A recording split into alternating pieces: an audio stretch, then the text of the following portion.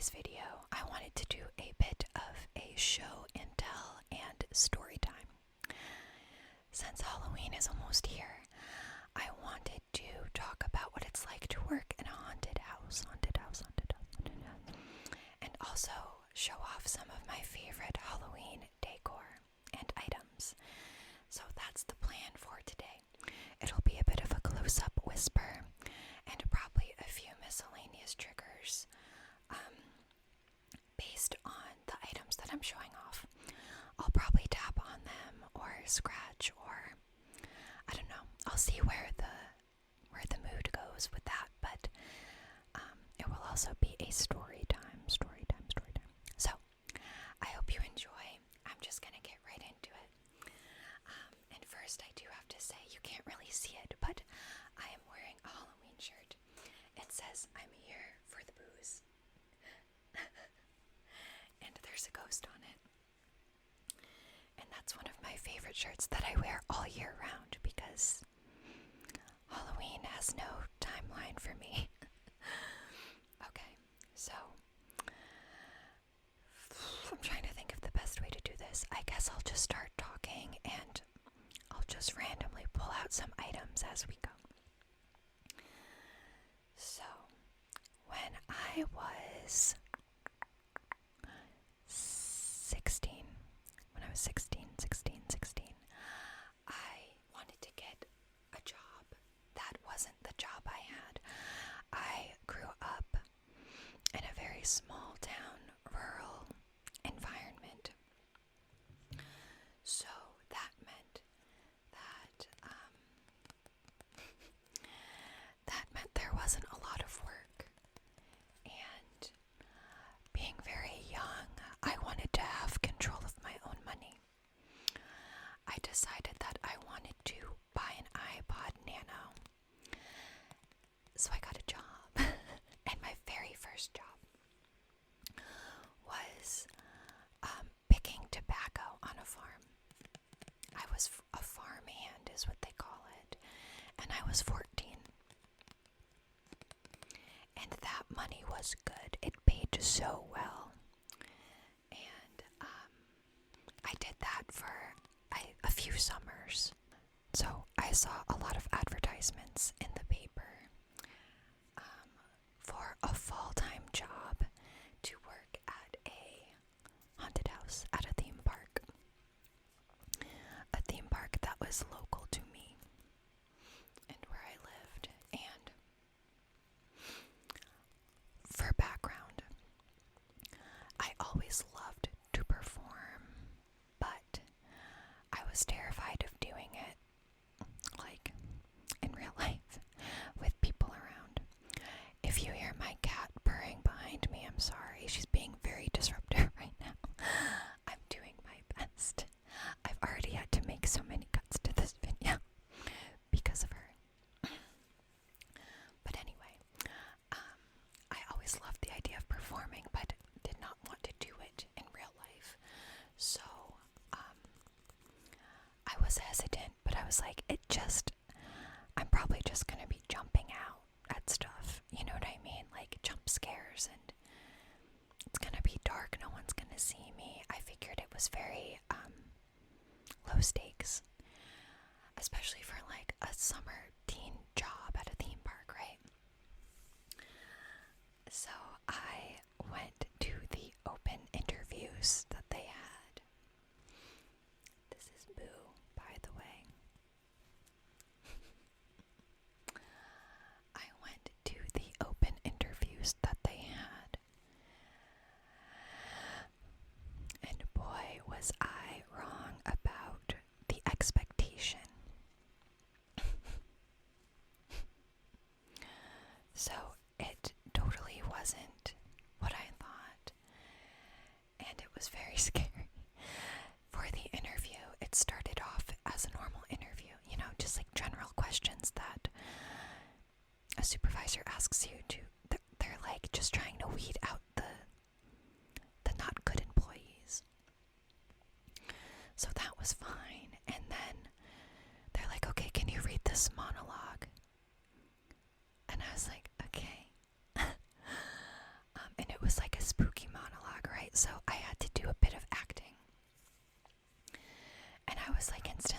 nervous. I was like, Jesus, what is this? I don't know. I didn't prepare for this. So I read it, and then they're like, okay, can you scream? And I was like, what?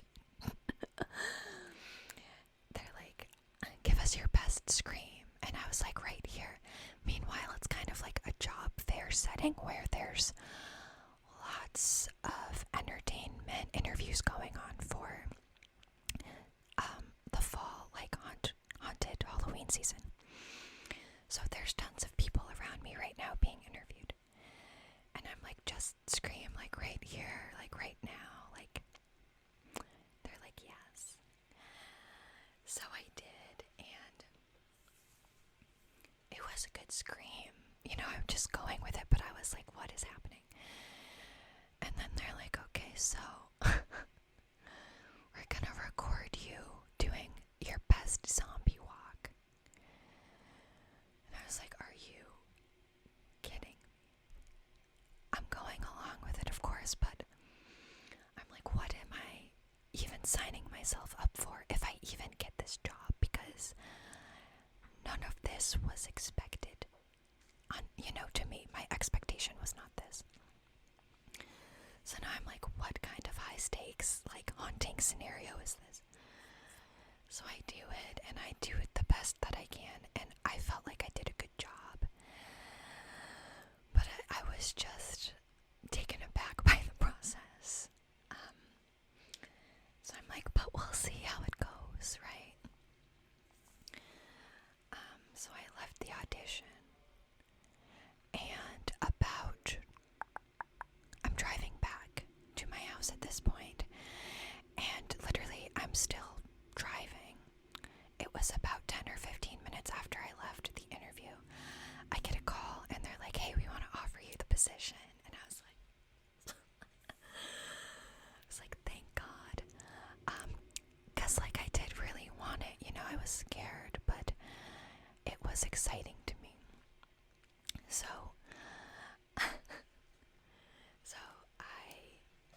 this is pretty. So, I got all of the paperwork filed and learned, what are the next steps. This is really pretty. I love this.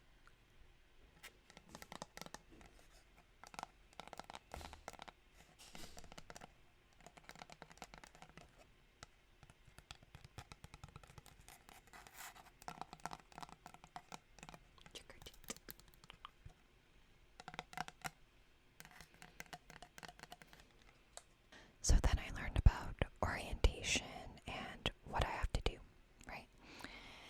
And I'm thinking it's gonna be easy, just a quick little thing. No. Turns out I have to go to ghoul school. Ghoul school, where they teach me how to be a monster, basically. And this was a very elaborate training. It was more than one day, I think. I think it was multiple days, maybe even not a full week, but it was extensive. And I couldn't believe it. I was like, oh my God. So it turns out that throughout this orientation process, we learned about the different roles that you can play in the different haunted houses at the theme park. It was all very official because it's a theme park where people pay a lot of money and they're going to these attractions and they have expectations. It's totally not just jumping out of a bush like my stupid self thought. Crazy, right? So we're at ghoul school and I'm meeting my coworkers and we're learning about everything, right? All of the different ways to act as different types of monsters. So zombies, vampires, just generally the undead, and like I said, learning about the different roles at the different haunted houses. And it's just a lot to take in. So we're learning how to walk like them and talk like them, and what are the talking points, and what movies and shows should we watch to gain inspiration, and how can we become better monsters. And workshopping, basically, doing improv. How do you interact with people with these roles? Just, it got so deep into it. We watched a lot, we learned a lot, we did a lot.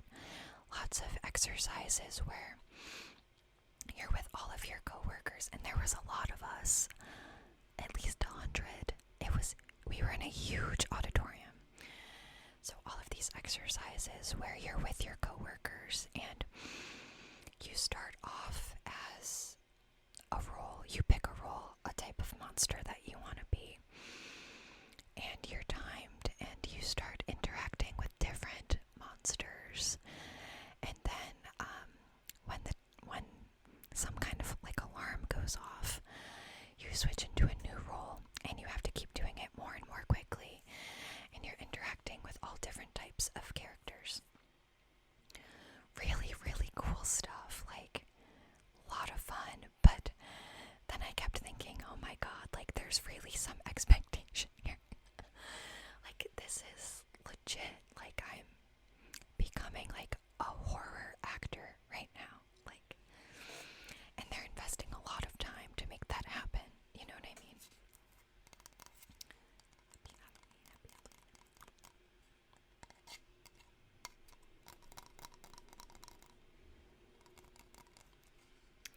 So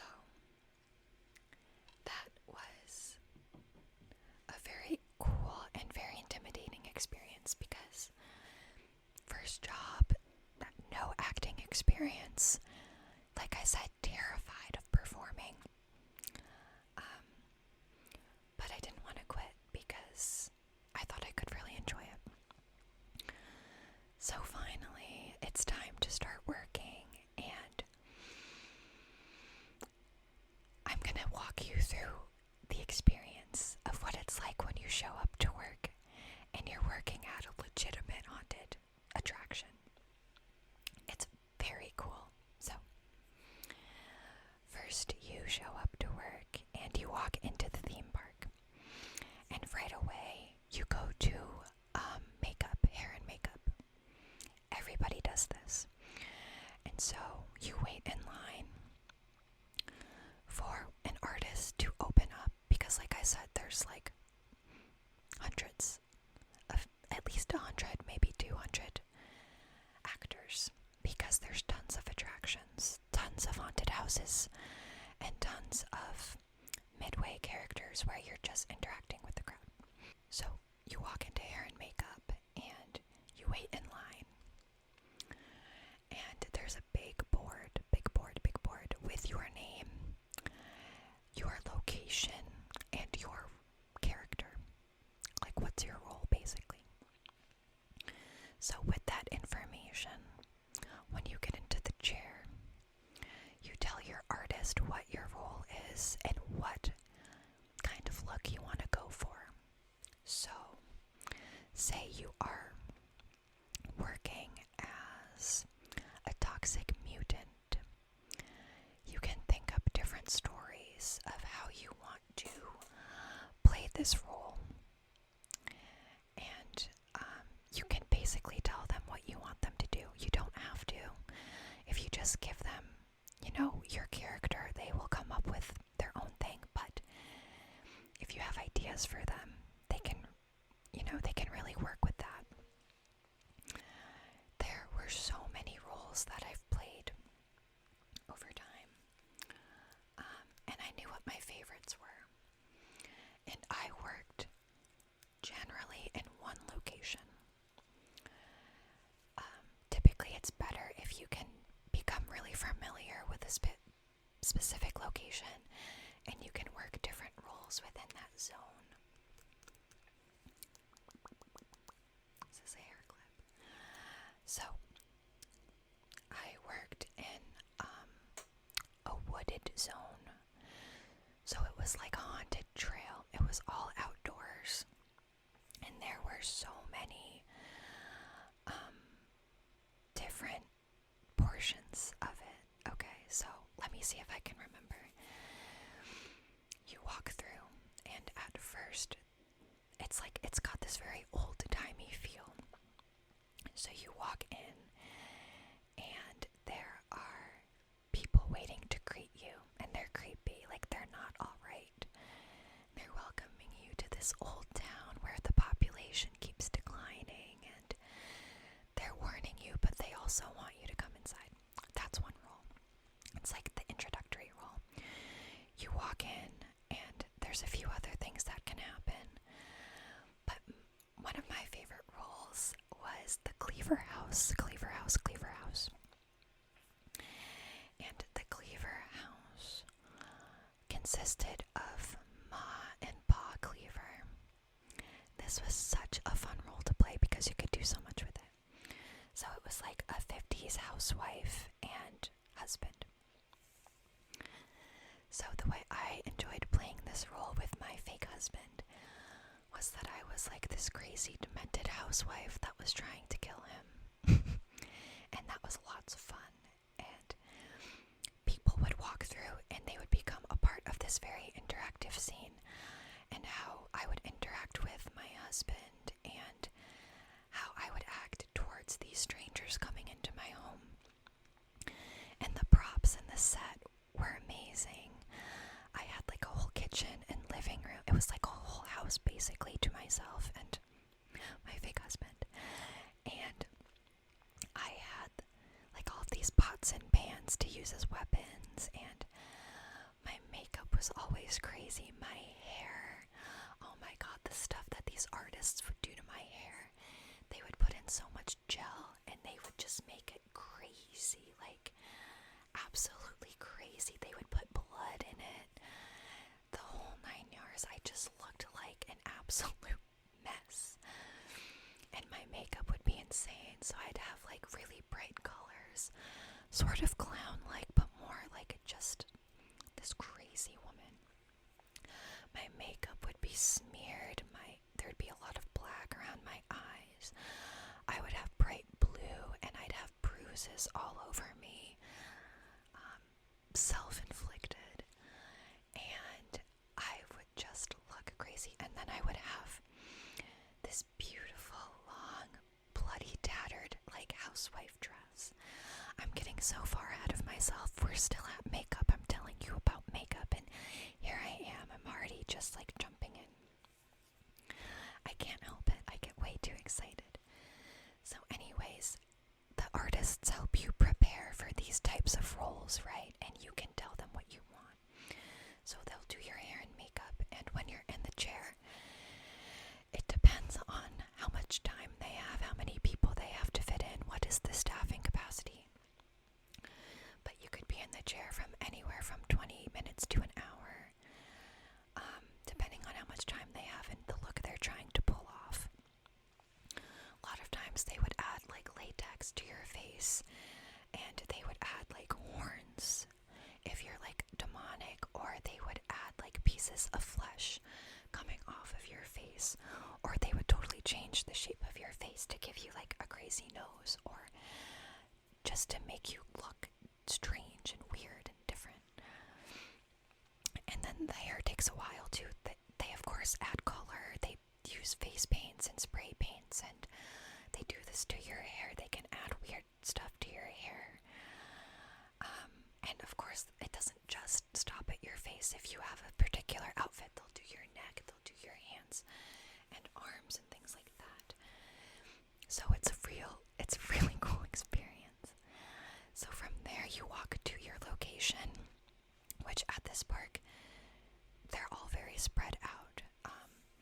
There's attractions in the water park and down in the woods that are pretty far away, and they have a haunted house by a certain like section of rides, and then they have the midway characters which meet in different locations. So it's really cool and really elaborate. So anyways, I would go down to my location in the woods and go into my dressing room that is shared with other coworkers, right? And they have the dressing room and all of the props that you need for your specific roles, and you can pick out whatever you want. It's very cool.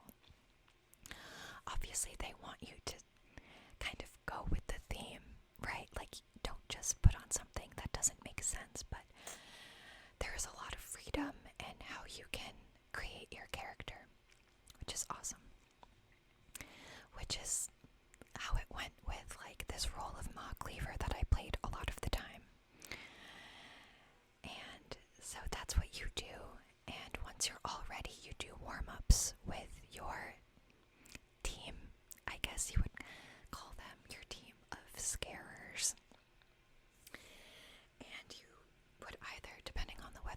it outside where there's more space, or you can do it in the dressing room.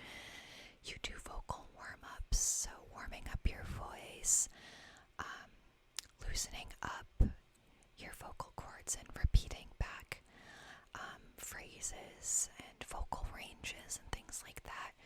And then you do a lot of stretching. You need to do so much stretching because, like I said, it's an outdoor attraction and it's like a walking path. So there's a lot of running and jumping and there's a lot of movement. So you have to do a lot of stretching or you'll get very hurt. And you also have to keep your body moving the whole time because it's cold.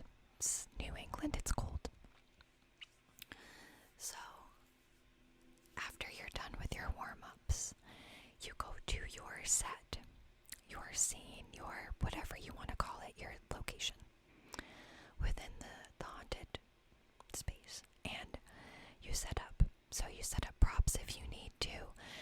You work more specifically with anyone that's with you at the site, and there should always be people with you, but it's a capacity thing. Like sometimes people call out.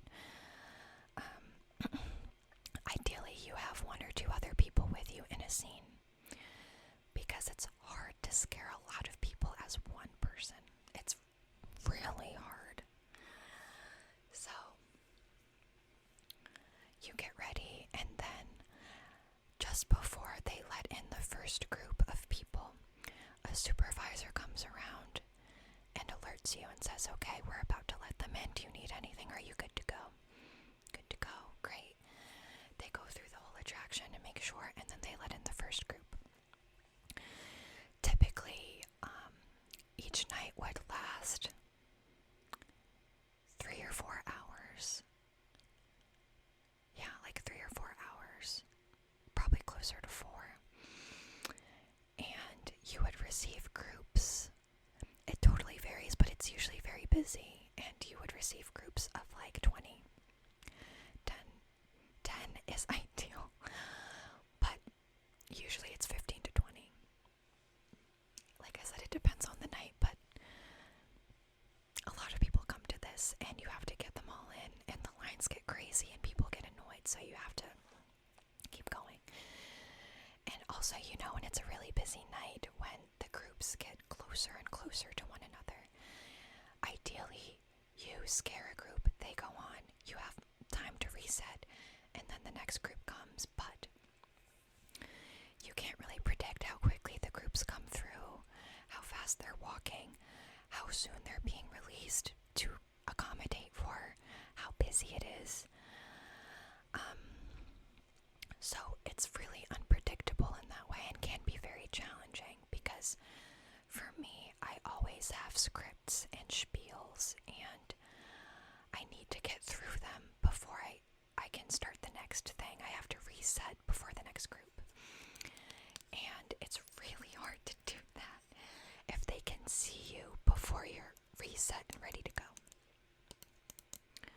It's a challenge, and you have to be on 100 the whole time because it's not just like, oh, hey guys, welcome to Chili's, you know. It's like you have to be in this crazy character for 4 hours straight, and you don't want to get out of the role because once you do, you take yourself out of it. It's hard to get back in. So you want to maintain this role for 4 hours, basically. You do not want to leave it. So I will take you through some of the roles that I completed. Like I said, I did Mock Cleaver. That was always my favorite role because I could just be this loud, crazy, unpredictable woman, and I loved it because I had like this sense of autonomy and authority, and my husband was always terrified of me. That's the role that I always was able to play, and plus it gets weird if you have like an abusive husband. You have to be mindful of the dynamic you're trying to portray also. You want it to be appropriate and sensitive to whatever. So it's like about making the role your own, and even though I was like this insane person, was able to maintain my sense of self and power and authority and control. And I have to tell you, as a side note, it's really easy to be scary if you're like 6.5 feet tall and you're a male, and just your presence alone is scary. For me, for a female who is blonde, who at the time was bleach blonde, 5'5", quite small, petite, it's really hard to get those scares. Like, I have to work really, really hard to get them. So when my character alone was enough to be scary, it meant a lot, and it felt like such a success and such a victory, because it's hard to do. It's hard to make this intimidating and frightful and make people run and scream and cry and pee their pants. But I did it with a lot of practice. So I loved the Maw Cleaver role, and it kept me so active because I had a huge set to work with. Like I said, I could throw pots and pans and make loud noises and run up to people and follow them and chase them, and then run back and reset and meet people at the entrance at the door of my home and follow them through the whole way. So very, very active. I was always hot and sweaty because even though it was freezing out, I was moving around so much. So that was definitely one of my favorite roles. And then another favorite of mine was Scarecrow. Being a scarecrow in a corn maze. That was always fun to dress up for, because they would put, like I said, I was very blonde. I'm still pretty blonde, but more blonde then. So I would always have like tons of hay in my hair. Tons of it just like embedded in my hair. So I genuinely looked fake. Let me see if I can get a photo. One sec. Okay, sorry. I just realized it would be so much easier if I could just show you guys the photos of these looks instead of just describing them. And I definitely have them somewhere, so just bear with me for a moment. I should have thought ahead, but here we are. Not thinking ahead. Okay, great. So this was how I often looked as a scarecrow. You can kind of see. So lots of blood in my hair, lots of gel and hay, and then crazy makeup like this. And it was so much fun because I learned I'm incredibly good at looking fake. So that meant I could hide in the corn stalks, position myself in a very creepy scarecrow type of way. And people would walk by me, and I could either give them a great jump scare, or they would come up really, really close to me, and they would say, "I don't think that's real, she's not real," and they would touch me, which you're not supposed to do, but they would touch me to see if I would react, and I would just like, nothing could faze me, literally nothing. They would try to scare me and still nothing. And so finally, when they were like, "Oh, thank God, like she's not real," then I would jump in and I would scream and I would yell like "caca" or like something stupid, but I would terrify them. They would go running, and it was incredible. I got so many good scares that way. Also, some days I would just literally run up and down like a crazy person, up and down the corn maze, because that alone is scary. It's really scary when people run at you and they do it in like a demented way, and that alone, it gets them, which is awesome, and it's keeping me warm and busy. So let me go back and see if I have a Maw Cleaver photo. I do. So this is kind of, it's a little hard to see, but that's me and my fake husband. I'm holding like a butcher's knife up to his head. This is a black and white photo of me as Ma Cleaver. You can see the sort of housewife look. The photos aren't great, they're old and they're kind of hard to see, but oh, this is a better Ma Cleaver photo. This is in my kitchen. Again, like it's not great, but you can get an idea. And there were a few times where I had to do either that role of Ma Cleaver by myself, or I had to change up the role because I didn't have a husband with me. And there was a time where I was a baby Cleaver. I was a little kid. This was the makeup for that, which I loved. This is some of my favorite makeup.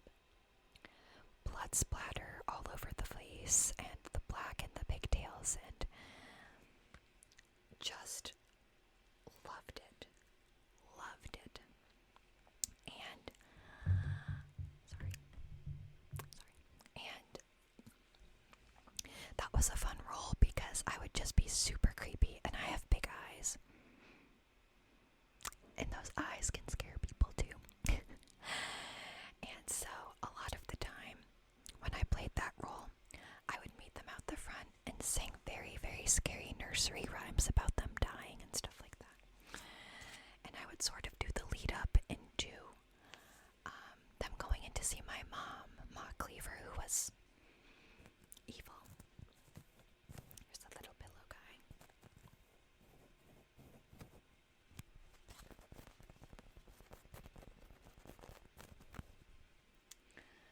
So that was a good role. And then from there you would go to a graveyard where you could be a zombie. That role was fun. We had lots of chains to work with, and we could slam them against like tombstones and gates and things like that. It was uncomfortable for them for sure. For the people walking there, it was scary. And it was a great set because there was fog and you couldn't see very well, but you saw tombstones and lots of zombies, lots of undead.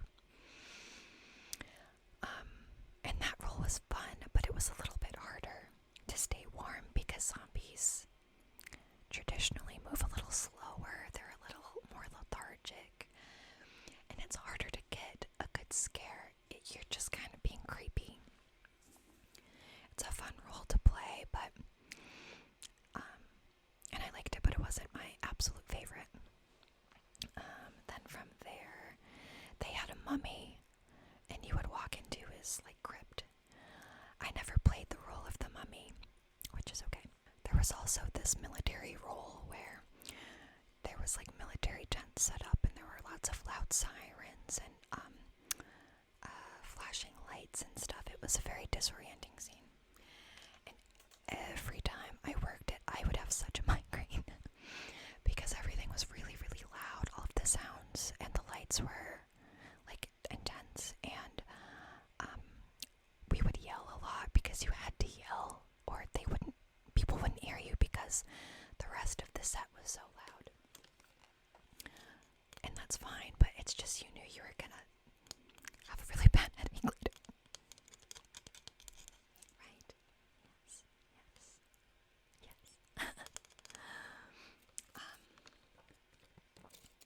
So there was that, and then there were a few other things too, but a big other favorite of mine was working in the like historic insane asylum that they had. And I loved that role. I really loved that role. I'm fully attuned to the sensitivities of even calling something an insane asylum. I know that's a little bit insensitive to a lot of people, but again, it's just like that thing of trying to find the best way to play your role in a way that does not portray people in an insensitive way. It's kind of a fine line, but we were always these patients of this psychiatric unit, and it was such a fun role to play because I would usually be in it with great people. There were a good number of us. That's something that was always pretty heavily staffed, luckily. And it was just fabulous. It was just fabulous.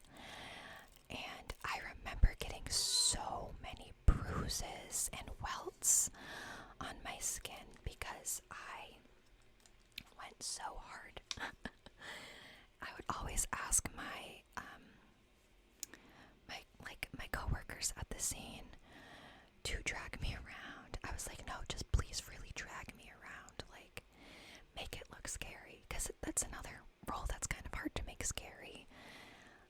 And if you've gone to a haunted house, you've seen it a dozen times where it's just people saying like, help me, let me out, blah blah blah blah blah. And it's fine, but it's not. It doesn't do much. It really doesn't. So I was like, what can we do to bring this sort of like shock value? How can we make people feel uncomfortable?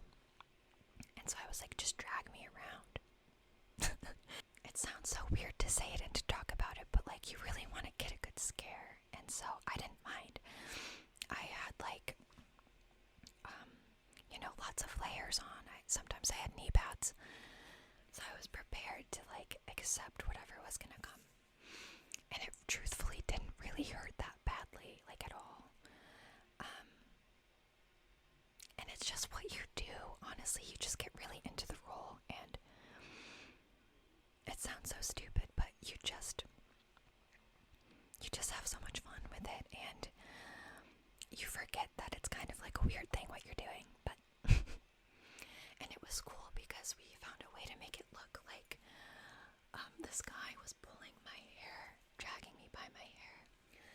He wasn't touching my hair at all, but it's just sort of a way that you can make it look. And like it freaked people out. They're like, are you really doing this? They're like, that's terrifying, and they didn't like it. Some of them actually would yell at my male coworker. They're like, don't you do that to her. But you have to stay in character. Anyways, obviously like some of these scenes are a little bit problematic for certain reasons, but you do the best that you can to make the role as empowering and accepted as possible. And that's just how it is. And then you have the role of, oh wait, I think I have photos. I have photos, how could I forget, of me in the asylum. So this is me in the asylum looking fake. That was great. People thought I was fake because the guy next to me was fake. And so that was a lot of fun. I got a lot of good scares from that. This is another picture of me. I wish that it could pick up my phone a little bit better. You could see, because the makeup was really good, but it's looking very overexposed right now. But yeah, so there was a lot of really cool stuff that we got to do. It's kind of a group shot.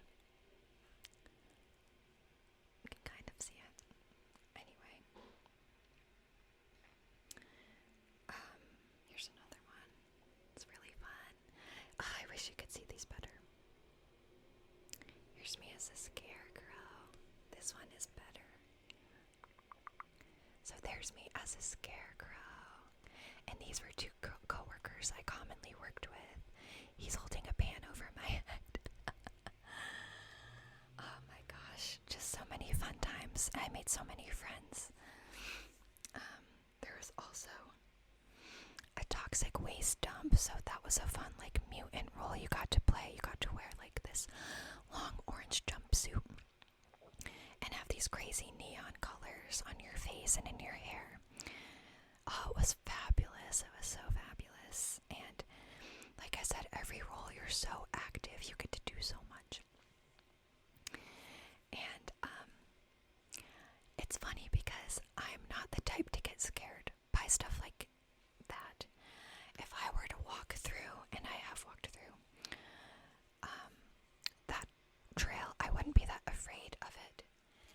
takes a lot to scare me. Genuinely, it does. I go to haunted houses every year, and I go to the best of them, and it takes a lot. It really, truly does. But it's so funny because all of the people that we would scare got so scared. So scared. They would literally be themselves. And I have to say that is just such an oddly rewarding feeling. They're paying to get scared, so if you can scare them, that's really cool. And I loved it. Usually the people we would get would be nice and no trouble at all, but sometimes you would have issues. Sometimes guests would get violent and upset because they don't really like being scared, you know what I mean? For some, the reaction of being scared is violence. It's pushing or punching sometimes even, like, it's a whole thing. So every actor would always have to wear a whistle in case something bad happened at their scene. And there were always like security guards walking through constantly to make sure that the actors were safe. Here are some earrings. These are little Frankenstein earrings. Yeah, so a lot of intricacies, a lot of rules and regulations, lots and lots and lots. And I have so many stories that would take far too long. This video is already long, but there's just so much that you could say, and it's just so lovely. It's such a fun experience, and you get close to so many people. Here's a nice mug. Pick your poison. And so that covers a lot of what I did at that specific location. There was this one time, I probably shouldn't say this, it's kind of embarrassing, but one time I got really into this role. I was playing Mockleaver, and for safety reasons, for hazards, we have to use fire retardant on a lot of our set. So there's lots of hanging clothes, and so all of those clothes had been fire retarded. Just sprayed down, and you can tell what has been sprayed down because you can smell it. It's pretty strong, especially if you're close to it. And there was this one day, I got way too into my scene,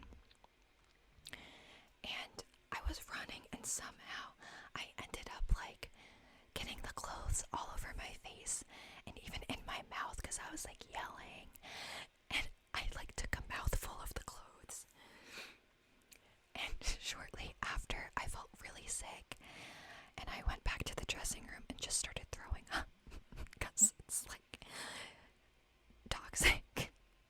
I was fine. It was not a lot, just enough to make me not feel very good, and it was totally my own fault. Like, we know that these are specific safety measurements that need to be taken, and just my crazy self, I got a little too up close and personal with it, but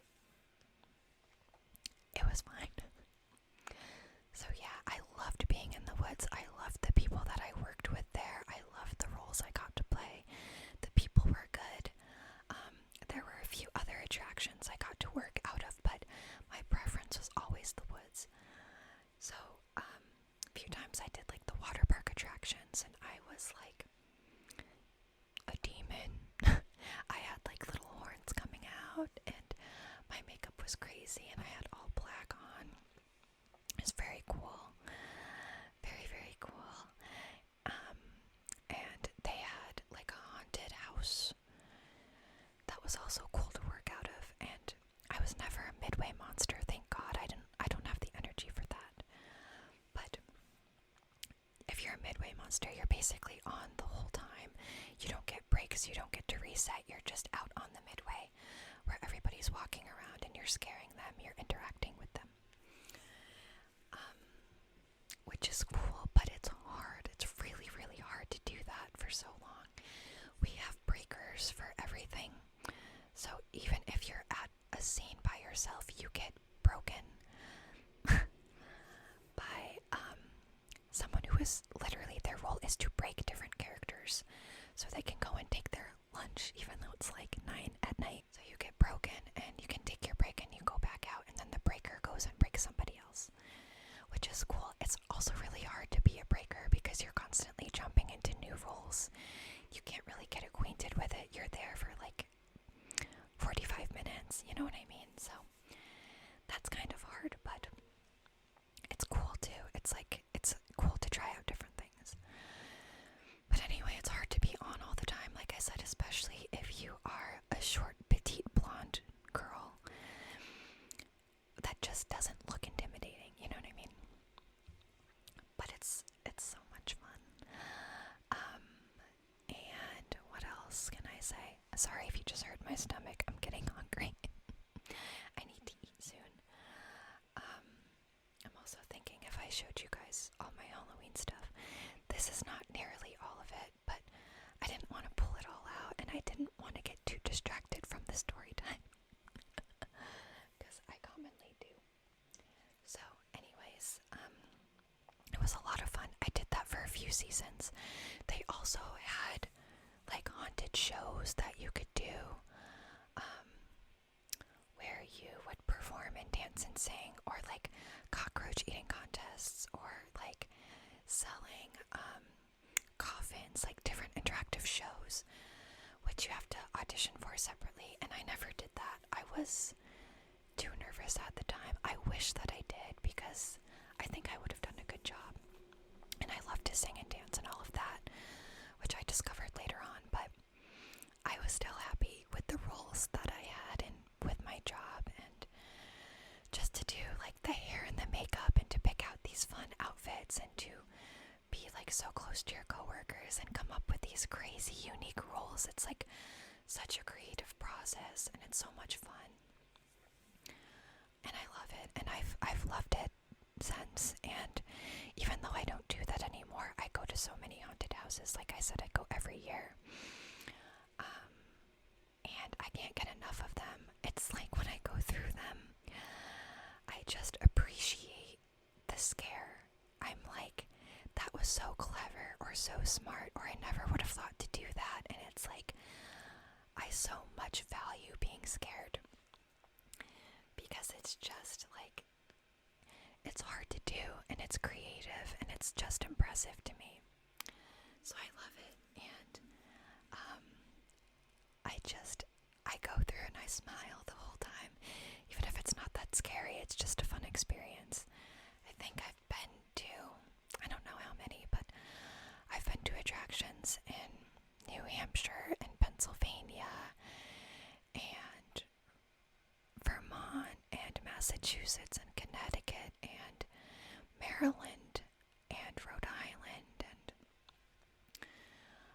as many as I can find, honestly. And they're all so great. They're all so great. And I think just working for a haunted house gives you a different perspective of it, totally. Because you get so much enjoyment out of seeing the props and the set design and the characters and the roles that they play and the work that they put into it and how they achieve their scares. It's just like a totally different perspective. It's just amazing. Okay, so I'm gonna have to do some magical work here, but I totally forgot one of my Halloween items, and it's my favorite one, so I have to show you. So it's this like sparkly tree thing. It's glittery and I love it, and the reason I have to show it off is because it makes my favorite sound in the world. Listen to the bottom part of this tree.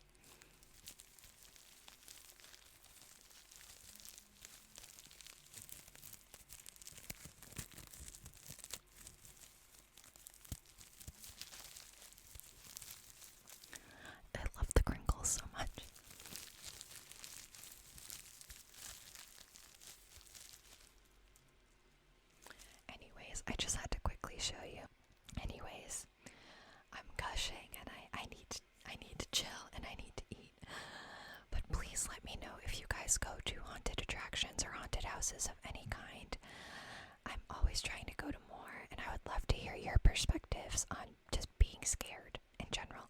And if you've ever worked in a haunted house of any kind, I would love to know. So anyways, I think that covers it. I'm sorry if that was kind of scattered. I didn't totally plan how I was going to talk about this. I just knew I wanted to talk about my experience, and I hope you enjoyed it. I know I always love talking about this stuff. I could go on and on and on forever about the spookies. But anyways, I hope you guys enjoyed it. I hope that you have a splendid Halloween. I hope you do lots of spooky, scary, fun